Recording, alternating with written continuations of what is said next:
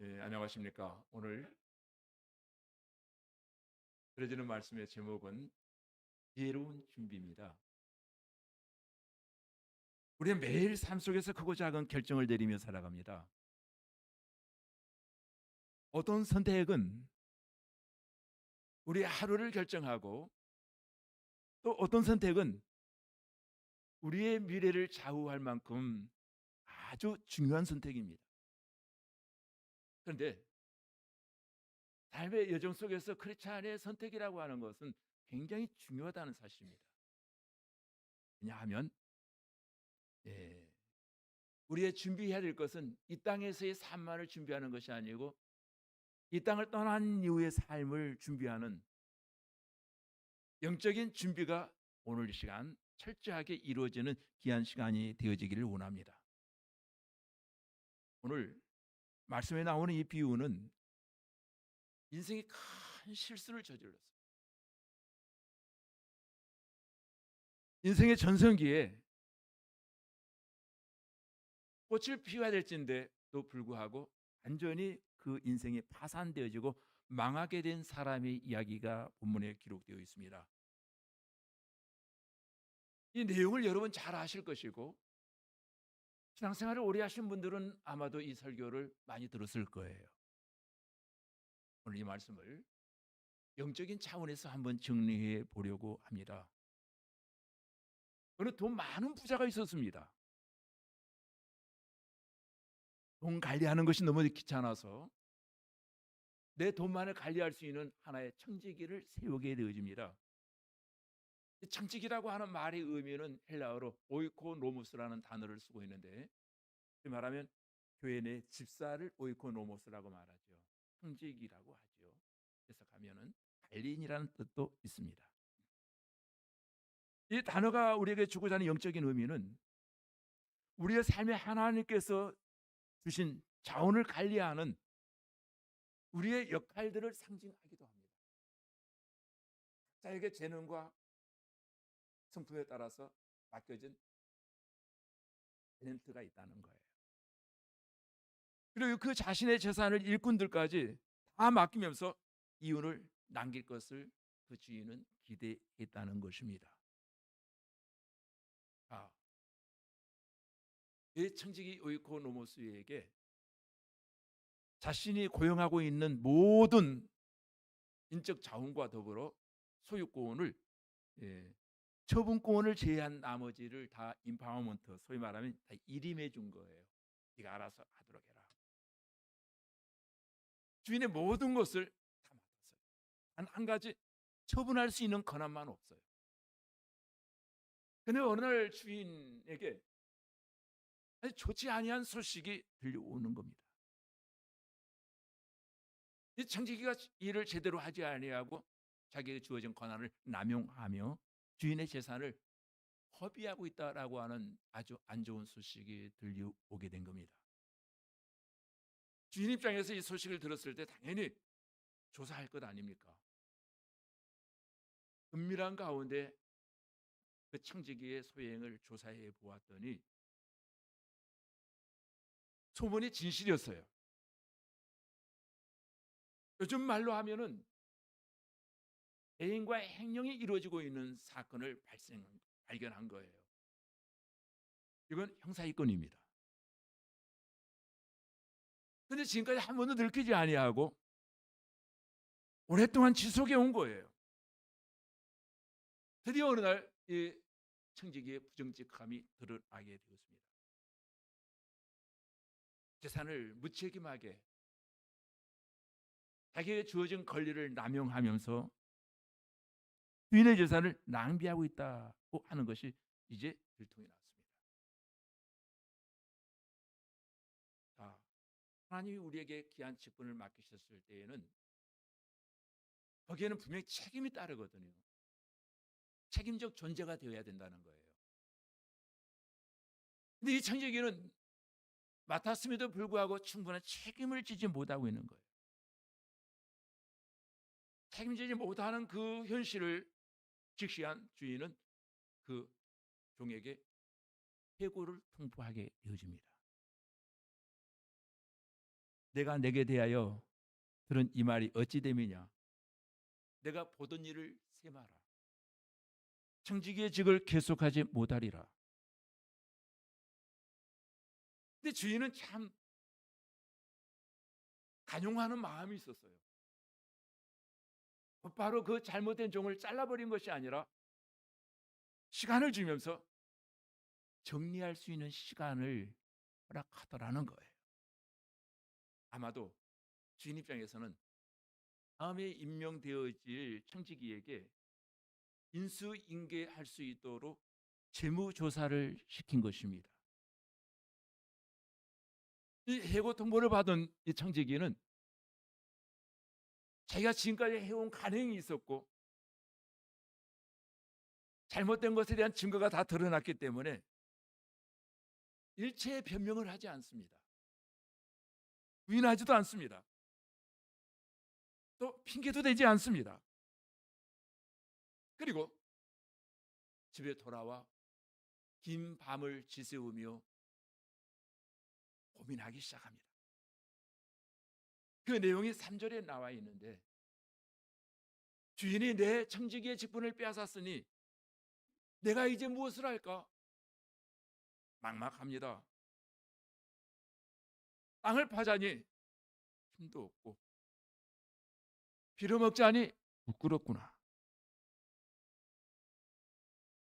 주인의 해고 통보를 받고 그날 밤 긴긴 밤 잠을 이루지 못하며 이런 생각 저런 생각에 검사를 앓고 있습니다. 여러분, 이 막노동은 쉬운 일이 아니잖아요. 해본 사람도 힘든데 지금까지 관리직으로 살아왔습니다. 관리직으로 살아왔던 이 청지기가 갑자기 막노동 노가다를 한다 생각하니까 앞에 캄캄한 거예요. 그러나 또 그걸 할 수 빌어먹는다, 구걸한다라고 하는 것은 더욱더 앞이 캄캄합니다. 그렇다고 가만히 있을 수가 없는 거예요. 도대체 내 남은 인생을 어떻게 하며 살아야 될까? 이 고민에 빠진 거예요. 여러분의 남은 인생 어떻게 살기를 원하십니까? 오늘 청지기는 그 고민에 빠졌습니다. 밤잠을 자지 못하고 고민하는 가운데 이제 남은 시간을, 남은 기회를, 내게 주어진 여분의 시간, 아직도 가야 될 길이 조금 남아있다면 어떻게 하면 그 길을 완주할 수 있을까? 고민하다가 이 청지기가 답을 발견하게 되어줍니다. 그 답이 4절에 나와 있어요. 자, 한번 읽어보실래요? 시작.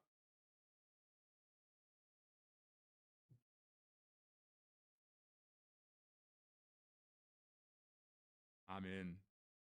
시간 이 설교를 들으시면서 여러분의 할 일을 알게 되어지기를 주님의 이름으로 원합니다. 여러분의 남은 인생 아직도 걸어야 될 여정이 남아있다면 이 남은 여생을 어떻게 걸어갈까? 나름대로 묘책을 강구했습니다. 그리고는 자신의 생각한 대로 앞날을 준비하고 있더라는 거예요. 지금까지는 잘못된 인생 절반을 살아왔다면 앞으로의 남은 인생은 준비하며 살아가리라. 지금까지는 준비 없이 살아왔다는 말이잖아요. 막 산 거예요. 되는 대로, 당기는 대로 행동한 거예요. 근데 해고를 통보받는 그 순간 이기감을 느꼈어요. 아, 이렇게 살아서는 안 되겠구나. 뭔가 나도 준비해야지. 맞아요. 시간은 써도 지나가고 안 써도 지나가고 뭔가 준비하는 사람에게는 미래가 있지만은 준비하지 아니한 사람에게는 내일이 없어요. 똑같은 시간, 그 시간을 어떤 사람은 유의미하게 쓰지만은 어떤 사람은 무의미하게 그 시간을 낭비해 버립니다. 쓸데없는 것에 시간을 낭비하는 사람들, 쓸데없는 유튜브 뭐 쇼츠 영상 그냥 빠져가지고 그것만 계속 몇 시간씩 보는 사람 답하잖아요. 예, 안 그런 척해도 여러분 중에도 그런 분이 있다는 것을 저는 알고 있습니다. 인생을 낭비하는 거잖아요. 그 주어진 시간에 뭔가를 준비해야 되잖아요. 준비가 없어요. 그리고 사람들을 불러 모으기 시작합니다. 빚진 자들을. 바로 이 일이야. 내가 할 일은. 먼저 온 자가 있었습니다. 너 주인에게 얼마를 빚졌느냐? 물었더니 기름 100마를 빚졌다는 겁니다. 그 당시에 기름은 돈이었거든요. 그런데 주인의 명령과 상관없이 이 청지기는 50말로 바꾸라 고쳐쓰기 합니다. 자기의 재량권, 임파워먼트라고 했잖아요. 제가 마음대로 할 수 있는 권한이 그에게 있었기 때문에 그는 50% 디스카운트 해준 겁니다. 다음 사람이 옵니다. 그 사람에게 묻습니다. 너는 얼마를 빚었느냐? 그럼 밀100석을 빚었다고 합니다. 청지기는 또 말합니다. 네 손으로 80석이라고 바꿔라. 이 사람에게는 20%를 디스카운트 해준 거예요. 이 사람에게는 굉장한 재량권이 있었어요. 물론 원금을 깎아주거나 탕감할 수는 없습니다만 이자 부분에 있어서는 얼마든지 조정할 수 있는 권한이 이 사람에게 있었다는 겁니다. 이 사람 자기가 할 수 있는 범위 내에서 재량껏 탕감해 준 거예요. 혹자는 말하기를 이것 또한 공문서 이조죄가 된다라고 말하기도 합니다. 지금까지도 주인의 돈을 가지고 흥청망청 권력을 남용하며 살아와 주인에게 엄청난 손해를 끼치기도 했습니다. 근데 마지막까지 자기의 주어진 직분을 최대한 이용해서 빚진 자들의 빚을 디스카운트 깎아주고 있더라는 거예요. 주인 입장에서 보면 엄청난 손실이기도 해요.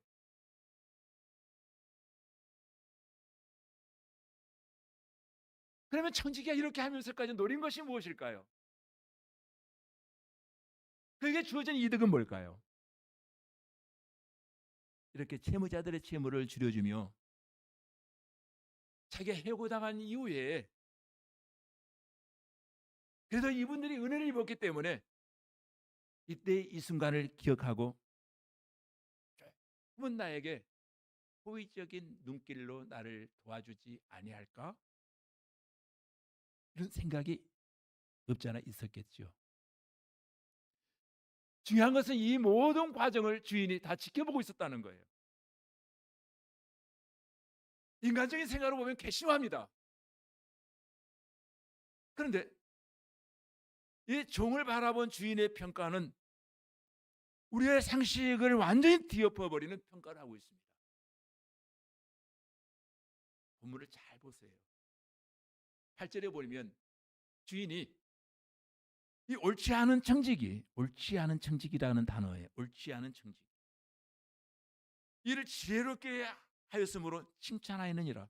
분명히 이성적으로는 도덕적으로는 사회적 개념으로는 옳지 않은 일이에요. 그런데 주인은 그 종을 칭찬하고 있더라는 거예요. 여러분, 주인의 그 사고 체계도 이해할 수 없지만은 이 이야기를 뒤로 들고 있는 예수님의 평가 또한 이해가 되지 않습니다. 예수님께서 이야기를 마친 이후에 이 청지기에 대해서 평가하며 정리해 준 말씀이 8절에 나와 있습니다. 예수님도 칭찬하는 내용이에요. 이 세대의 아들들이 자기 시대에 있어서는 빛의 아들들보다 더 지혜로움이니라 하면서 예수님도 마찬가지로 이 청지기의 그 모든 행동을 칭찬하고 있더라는 거예요. 왜 이런 평가가 나왔을까요? 저와 여러분이 이 비유를 들을 때, 비유라고 하는 말이 헬라어로 파라볼레라는 뜻이에요. 파라볼레. 곁에서 던져준다. 이해를 돕기 위해서 던져주는 말, 이해를 도와주는 말을 파라볼레라고 하는 비유를 쓰고 있어요. 그러면 이 곁에서 던져주는 이 비유를 통해서 예수님이 우리에게 주고자 하는 핵심 메시지가 무엇인가를 알아야 돼요. 핵심 메시지를 알기 위해서 이런 단어 한번 생각해 볼 수 있습니다. 예를 들어서 예수님이 다시 오실 때 어떻게 오신다고 말씀했는지 여러분 아십니까? 기억하시나요? 도적같이 오신다라고 했습니다. 예수님이 다시 오실 때 도적같이 오신다. 그러면 성경을 바로 해석하지 못한 사람은 예수님은 도적의 기질이 있으신가 보다. 예수님이 이 땅에 도적처럼 오신다. 도적질하러 오시는 모양이다. 이렇게 해석하면 성경을 많이 잘못 해석하고 있는 거예요. 이 말의 의미가 뭐예요?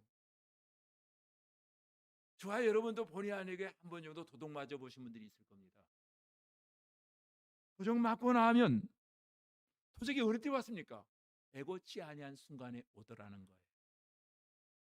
우리가 방심하고 있을 때에 와서 도둑은 훔쳐가더라는 거예요. 예수님도 오시는데 도둑질하러 오시는 것이 아니고 바로 여기서 핵심 단어는 방심한 순간에 예수님이 오신다는 거예요. 그때가 언제일지 알지 못해 도적같이 임한다 했으니까 도둑질하러 오는 것이 아니고 도적이 올 때 방심한 순간에 오듯이 예수님은 그와 같이 오신다. 바로 그 메시지가 주는 내용은 뭐예요? 늘 깨어 있어 준비하라. 잠들지 말아라. 깨어 있어라. 오늘 말씀 비유도 마찬가지예요. 우리 말씀을 볼 때 이해가 되지 않는 이유가 있습니다. 왜 이해가 되지 않을까요? 윤리적 잣대와 사회적 개념으로 이 본문을, 사회적 정의라고 하는 개념으로 이 본문을 해석하려고 합니다. 그 다음에 핵심 키워드를 놓쳐버려요. 그리고 또 한 가지 주인이나 예수의 평가에서 이 청지기의 모든 행위가 다 지혜롭다고 인정한 것은 아니에요. 그럼 뭐예요? 8절에 보면은 주인도 이 청지기를 옳지 않은 청지기라고 말합니다. 옳지 않은 청지기는 헬라어로 아디키아라고 하는 단어를 쓰고 있는데, 아디키아라고 하는 단어, 이 단어의 의미는 불법, 부정, 불의를 뜻할 때 아니키아라고 하는 단어를 쓰고 있어요. 옳지 않다. 이 종이 불법을 행한 것도 알고 있고 불의를 행한 것도 알고 부정을 저지른 것도 알고 있다는 거예요. 주인의 것을 다 당진해 버린 거예요. 그러면 아디키아, 옳지 아니한 청지기를 가리켜서 주인이 칭찬했고 예수님도 칭찬하는 이유가 뭐예요? 무엇 때문에 이 청지기가 지혜롭다고 칭찬을 받게 되었을까요? 그것은 이 청지기가 실수와 낭패를 본 이후에 전반부 인생은 다 잘못 살아왔어요. 게임이라고 하는 말 들어보셨나요? 전반부 인생은 다 잘못 살아왔지만 하프게임, 후반기 인생을 경고를 받았을 때 그가 어떤 처신을 했느냐, 지금의 내 삶의 위기의 순간이라고 깨닫는 순간 전반전과 후반전을 어떻게 생각하는가, 후반부 인생을 계획하는 이 모습을 성경은 지혜롭다라고 말하고 있는 거예요. 전반부 부정한 것, 아디키아, 옳지 않은 행동, 이건 인정해 줄 수 없죠. 그런데 무엇을 칭찬하고 주인과 예수님이 칭찬하고 있느냐, 그러니까 이 비유는 청지기가 해고된 이유를 밝히는 것이 목적이 아니에요. 이제 그의 직분을 감당할 순간이 얼마 남지 않았다고 하는 해고를 통보받은 순간, 그 어떻게 처신했느냐? 내 인생이 지금 하품 게임 중간에 서 있습니까? 이제 앞으로 내가 어떻게 살 것인가를 준비했다. 여기에서 그가 어떻게 처신했느냐에 의해서 교훈을 찾으라는 거예요. 그걸 보고 지금 주인과 예수님은 잘했다 칭찬하고 있는 거예요. 그러면 오늘 청지기의 모습을 조금 구체적으로 살펴보겠습니다. 청지기는 자신의 상태를 정확히 진단하고 받아들입니다. 보통 사람들은 자기 현실을 받아들이지 못하고 누군가가 나를 지적할 때 부정하고 부인하려고 하거든요. 핑계하려고 하거든요. 근데 이 청지기는 주인의 평가를 그대로 받아들입니다. 지금까지 잘못한 건 맞다. 그대로 받아들이고 있어요. 이것이 이 종의 특징이었어요. 지난날 맡은 자리에서 내가 최선을 다하지 않은 건 맞다. 이 비유는 우리가 다 하나님 청지기들이에요. 저도 청지기, 여러분도 청지기. 오이코노모스들이에요. 관리자들이에요. 하나님께로부터 뭔가 맡은 자리에 있다는 거예요. 이걸 우리에게 상기시켜주고 있습니다. 그냥 왔다 갔다 하는 사람이 아니야. 너희들은 맡은 자들이야. 청지기들이야. 주인은 하나님을 상징합니다. 청지기는 오늘 예수 믿는 저와 여러분을 상징하고 있습니다.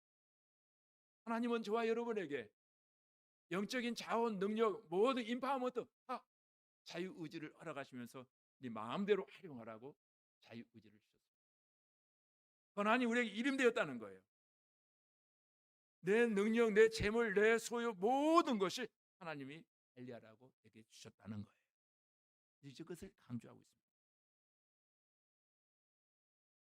이것은 단순히 돈만을 관리하는 것이 아니에요. 지적인 능력과 외적인 모든 것을 관리할 수 있는 내용이 다 포함되어 있었다는 겁니다.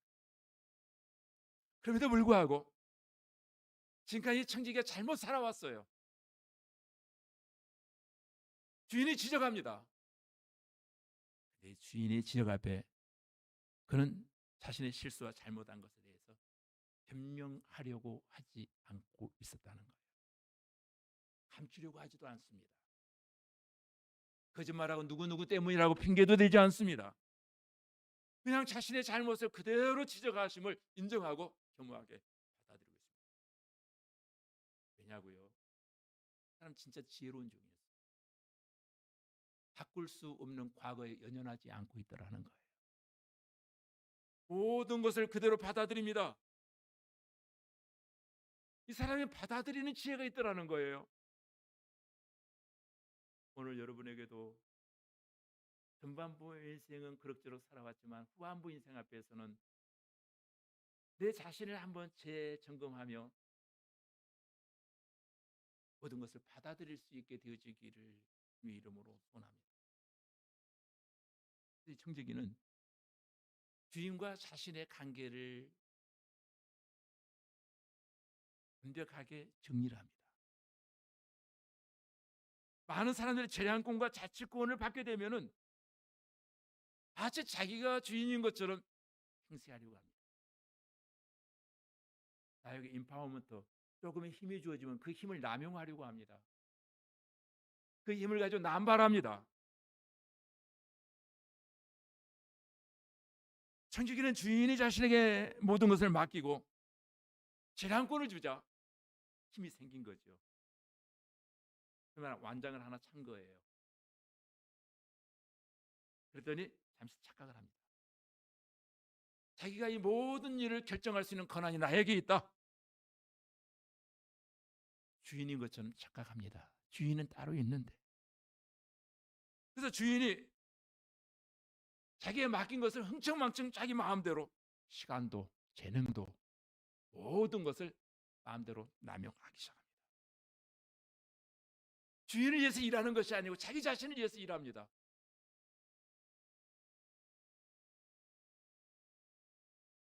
그러나 주인이 자신의 잘못을 알게 되자 그는 주인과 자신의 관계를 분명히 정리하기 시작합니다. 옳지 않은 청지기, 불의와 부정과 불법을 행했던 사람.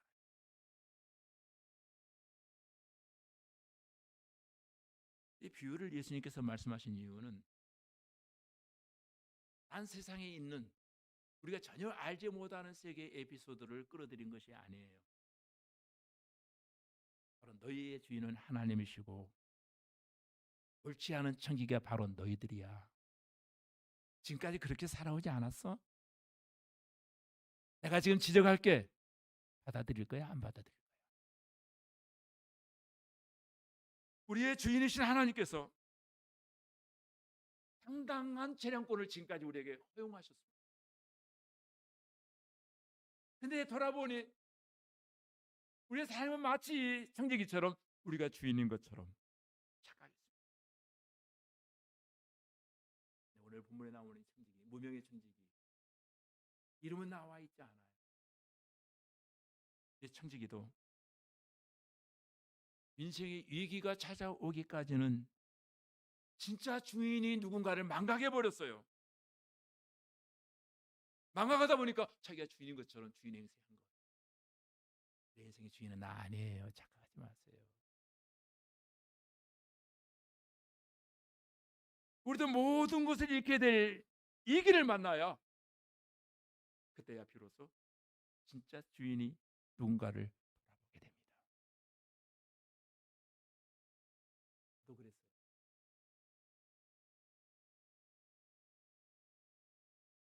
그때요, 마음으로는 우리가 하나님의 존재를 인정합니다. 살아계신 하나님, 전능하신 하나님.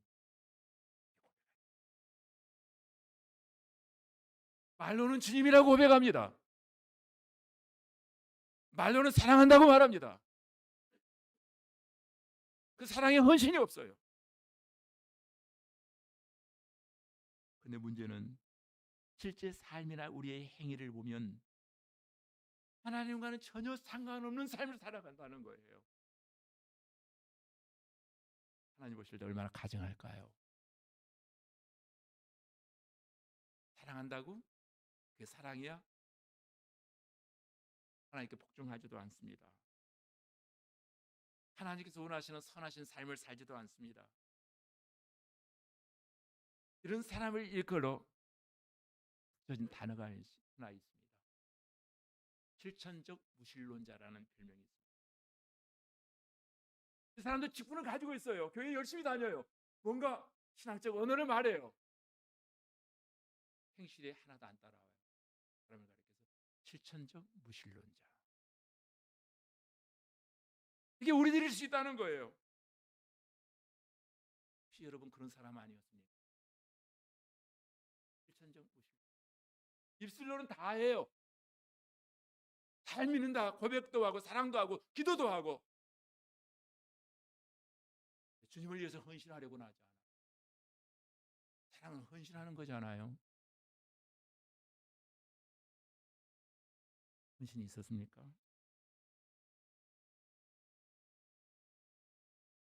청지기는 이제서야 자기의 잘못된 관계를, 주인과의 잘못된 관계를 바로잡고 관계를 회복하려고 합니다. 관계를 재정립하기 시작합니다. 청지기는 모든 것을 빼앗길 때가 올 것을 알고 이제 앞날을 준비하는 지혜를 발휘하기 시작합니다. 우리가 가지고 있는 것들 많이 있죠. 지금 가지고 있는 것들, 언젠가 이 모든 가지고 있는 것들이 우리로부터 호련히 떠나갈 때가 온다는 거예요. 하나님께서 거두시면 우리가 그토록 예지중지 아끼며 알뜰살뜰 모았던 물질도, 잘 나가던 사업도, 심지어 내 생명까지도 떠나갈 수 있습니다.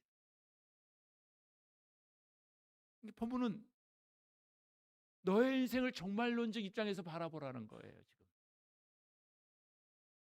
끝이 있다. 곧 끝이 온다. 이 마지막을 어떻게 준비할 것이냐? 청지기는 지혜롭게 준비하고 있더라는 거예요. 8절에 보면은 빛의 아들들의 이야기가 나옵니다. 이 세대의 아들들이 빛의 아들들보다 더 지혜롭더라. 이 세대의 아들이 누군가, 빛의 아들들이 누군가는 여러분 알겠죠? 무슨 말인지. 세상 사람들도 이 길을 만나면 앞으로 어떻게 해야 할까 고민하고 밤잠을 자지 못하고 은민의 시간을 보냅니다. 어떻게 하면 지혜롭게 할 수 있을까? 그런데 빛의 자녀들인 하나님의 자녀들은 어떤 때에 보면은 불신자보다 더 지혜롭지 못하더라는 거예요. 얼마나 미련하고 얼마나 고집이 세고 자기 세상에 갇혀 사는지 모릅니다. 말로는 천국을 믿는다라고 말하면서 천국을 위해서 아무것도 준비하지를 않아요. 어떻습니까? 마치 이 세상이 끝이라고 생각하는 사람 같아요. 하나님 앞에서 마지막 설날을 준비하지. 청지기는 자신에게 주어진 재량권 안에서 이제 남은 권한을 가지고 최대한 조치를 취하기 시작합니다. 상감의 원리를 여기에서 발휘하죠.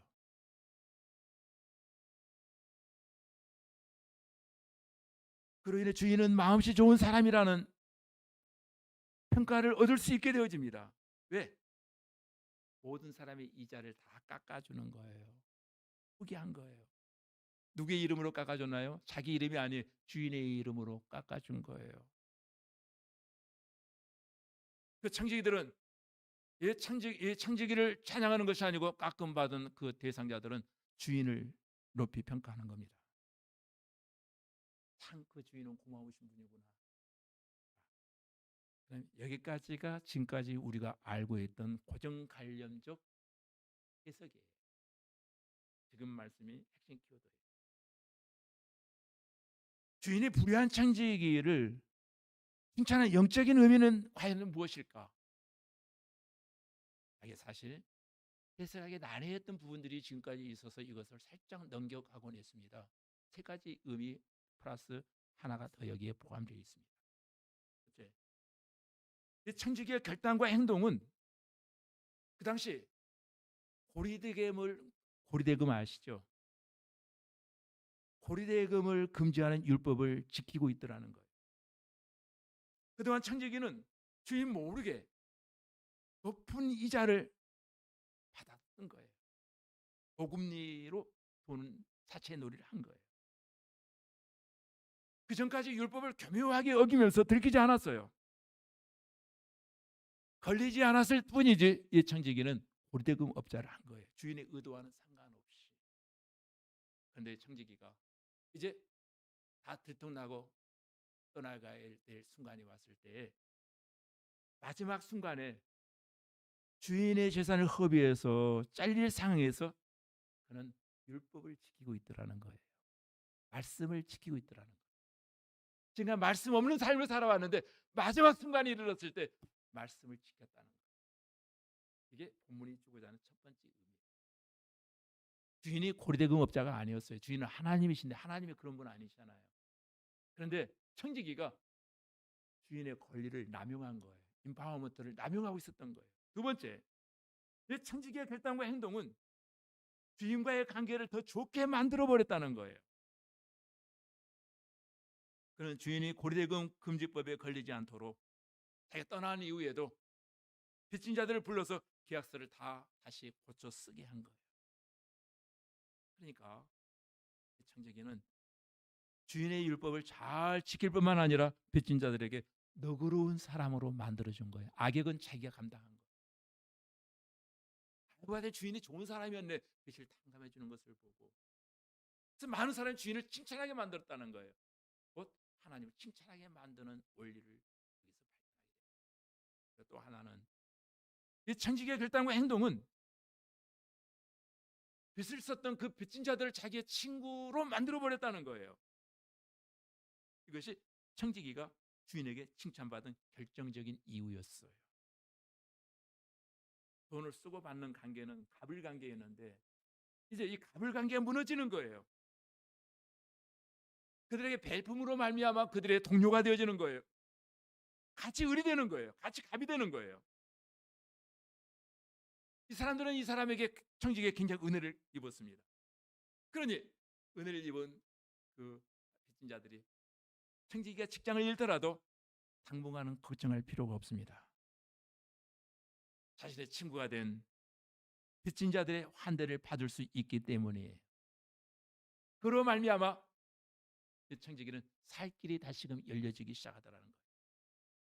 그런데 이 본문을 조금 주도 면밀하게 해석하다 보면은 주인의 행동도 사실은 여러분 이해가 되지 않을 거예요.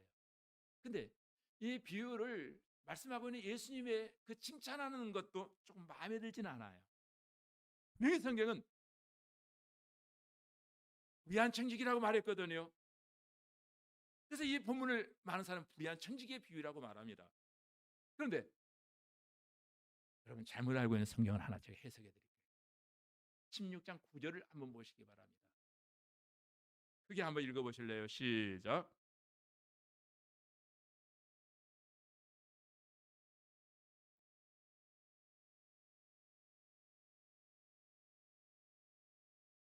아멘.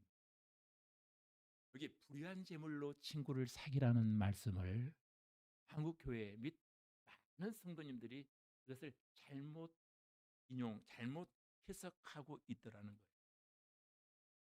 그러면 좀 시각이 있는 사람은 어떻게 예수님이 이런 말씀을 하실까? 도저히 이해가 되지 않아. 내가 예수를 그렇게 오래 믿었어도. 여기서 말하는 불의한 재물은 부정한 방법으로, 부당한 방법으로 벌어들이는 돈을 말하는 것이 아니에요. 많은 사람이 부정한 이 불의한 돈을 어떻게 해석합니까? 재물을 불법으로 긁어모은 돈이라 해석합니다. 근데 예수님께서 제자들이 이 불의한 재물, 부정한 방법으로 긁어모은 재물로 친구를 사귀라, 이 말이었을까요? 예수님도 공범이에요. 우리가 똑같은 공범. 그러면 이제 여러분의 머리를 한번 작동해 보시기 바랍니다. 여기에 불의한 재물이라고 한 단어를 쓴 걸 보니까 그 반대 개념은 뭐예요? 의로운 재물도 있겠다는 생각이 들지 않아요? 불의한 재물의 반대 의로운 재물.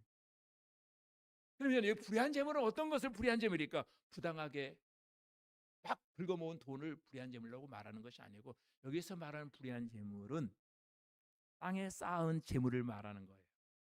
의로운 재물은 하늘나라에 쌓은 재물을 의로운 재물이라고 말합니다. 그러니까 여기에서 말하는 불의한 재물은 하늘에 쌓은 재물과 대조되는 세상 재물을 말하고 있습니다.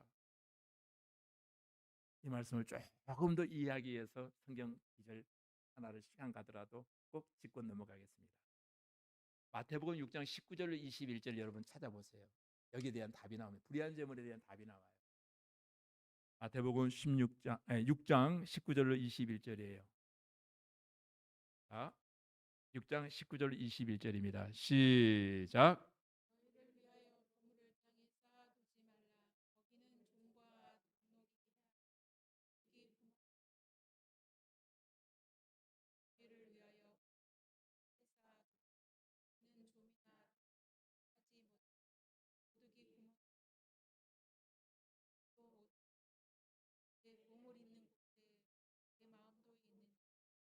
아멘. 여기까지. 불의한 재물은 도둑질이한 그런 재물이 아니고 땅에 쌓아둔 재물을 말해요. 의로운 재물은 하늘에 쌓은 재물을 말하고 있습니다. 그러니까 여기 불의한 재물은 오직 나만을 위해 사용하려고 하는 재물은, 의로운 재물은 우리 모두를 위한 재물이에요. 그러니까 예수님께서 불의한 재물로 친구를 사귀라라고 하신 것은 오직 나를 위해 쓰려고 감췄던 그 돈을 나만을 위해 사용하지 말라는 거예요. 하나님께 주신 재물이기 때문에 모두를 위해서 사용하라는 거예요. 불의한 청지기는 이제서야 재물의 원리를 알기 시작한 거예요. 그 때문에 주인이 불의한 청지기를 지혜롭다고 칭찬한 거예요. 이전에는 하늘나라에 쌓으려고 하는 것이 아니고 자기 주머니, 자기 욕심을 위해서만 쌓아뒀어요. 어떻게 하면 내 주머니를 채울 수 있을까? 이게 궁리만 했어요. 그러다 보니 빵꾸난 전대처럼 아무리 모아도 만족함이 없고 결국 주인의 재산까지 허비하고 말았다는 거예요. 자신만을 위해 쌓아둔 재물은 불의한 재물이에요. 나만을 위해서 우리끼리만 이걸 보관하고 살자.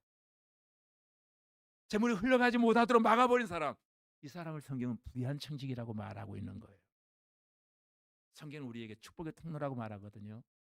의로운 재물을 사용할 때 우리는 축복의 통로가 되어진다는 거예요.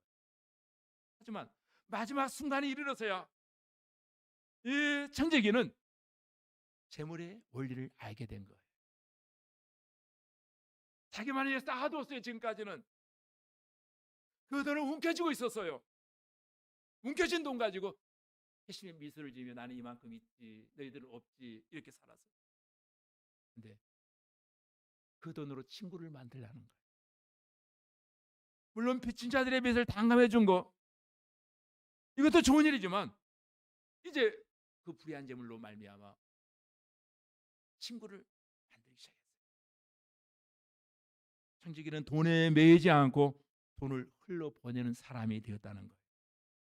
이제서야 비로소 이 사람은 재물을 하늘에 쌓는 사람으로 변화되어지기 시작합니다. 여러분, 물질은 굉장히 소중한 것입니다. 그러나 우리에겐 중요하지만 하나님에겐 이것이 별것이 아니에요. 우리 어린 시절 기억합니다. 유일한 옛날의 문화였던 딱지치기, 다마치기 여러분 기억하십니까? 딱지를 많이 모아둬요. 이렇게 모아둬요. 엄청 내가 부자가 된 것 같아요. 다마치기에 다마를 이렇게 모아둬요. 하는 그릇이 훔쳐가지 못하다 땅에 묻어둬요. 엄마가 갖다 버릴까 봐 땅에 묻어둬요. 그리고 얘들에게 팔아요 또. 근데 나이가 조금 중학교 가니까 그게 얼마나 부질없는 노릇이었던가. 초등학교 때 그 짓하고 살았으니 공부를 잘하겠어요? 매일 다마치기, 딱지치기 모아두고 마치 내가 부자인 줄 알았어요. 근데 어느 날 눈이 떠지고 나니까 참 한심한 놈이었구나. 그걸 부라고 생각하고 그걸 모았다니. 오늘 시간이 지난 이후에 지금의 그 종이쪽지들 문서들이 한심한 것이었구나. 그것 때문에 내가 인생의 본질을 잃어버렸다면은 그때 다마 때문에 많이 모으느라고 얘들을 얼마나 괴롭혔던가, 얼마나 갑질했던가. 시간이 지나고 나니까 내가 참 단무지였구나. 단순하고 무식하고 진짜 지랄 같은 인생을 살았구나. 시간 지난 이후에 알게 됩니다. 위에 나온 청지기가 어느 날 내가 인생을 잘못 살았구나. 이기의 순간이 올 때서야 비로소 하프타임은 잘 살아요. 여러분, 하나님이 다시금 우리에게 기회 주셨습니다. 여러분 어떻게 사시겠습니까? 선택과 집중은 여러분